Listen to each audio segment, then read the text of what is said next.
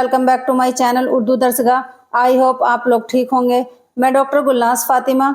मैंने अपनी इब्तिदाई तालीम हासिल की है जामिया अहसनुल बनात मुरादाबाद से।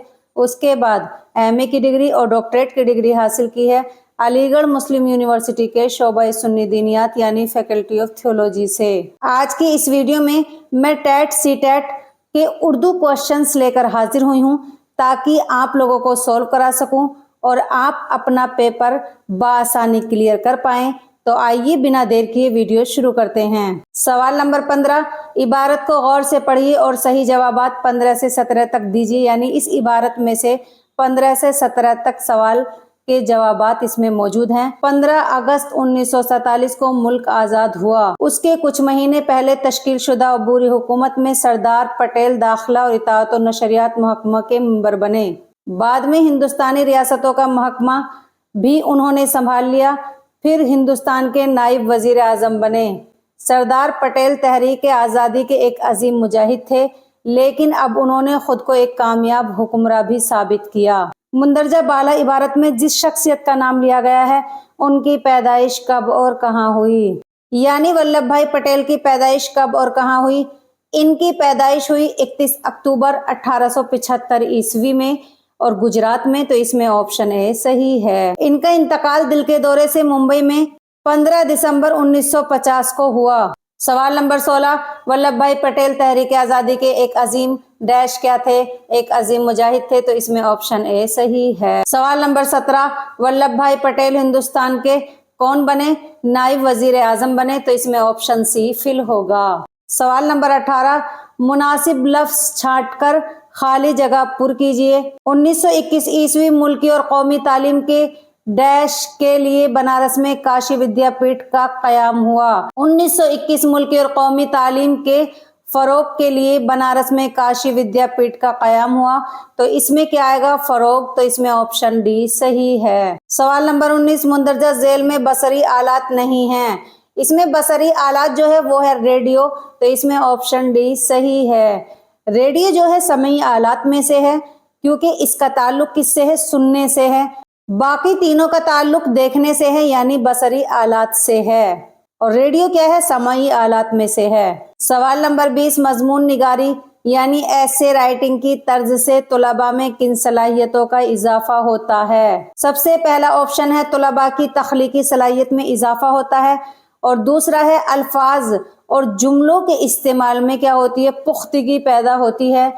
तुलबा इस्तेहसानी असबाब में दिलचस्पी लेते हैं। तो इसमें ऑप्शन डी सही होगा यानी इन सभी का। और इसके अलावा तुलबा अपने ख्यालात और जज्बात को रवानी के साथ पेश करने के काबिल होते हैं। यानी मजमून निगारी की तर्ज से तुलबा में इन तमाम सलाहियतों का इजाफा होता है। सवाल नंबर 21, इबारत खानी की कितनी किस्में हैं। इबारत खानी की 2 किस्में हैं। तो इसमें ऑप्शन ए सही है। इबारत खानी की 2 किस्में कौन कौन सी हैं। एक तो है बुलंद खानी और एक है खामोश खानी। बुलंद खानी यानी इबारत को तेज आवाज में पढ़ना और खामोश खानी यानी साइलेंट तरीके से पढ़ना। सवाल नंबर 22, जबान की क्लास यानी लैंग्वेज की क्लास में एक मौलिम को चाहिए, एक टीचर को चाहिए कि वो सवाल करते वक्त यानी क्वेश्चन करते वक्त इस बात से लिहाज रखे कि गलत जवाब पर ना तो मौलिम खुद हंसे यानी ना तो टीचर खुद हंसे और ना तुलबा को हंसने दे। तो इसमें ऑप्शन ए सही है। सवाल नंबर 23, दर्स व तदरीस के मामले में यानी टीचिंग के मामले में बच्चों को पढ़ाने के लिए किस तरह आमादा किया जाना चाहिए। तो दर्स व तदरीस के मामले में बच्चों को पढ़ाने के लिए कैसे आमादा किया जाए।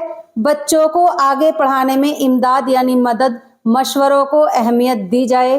तो इसमें ऑप्शन ए सही है। यानी बच्चों की हर मुमकिन मदद की जाए और उनको अच्छे मशवरे दिए जाएं।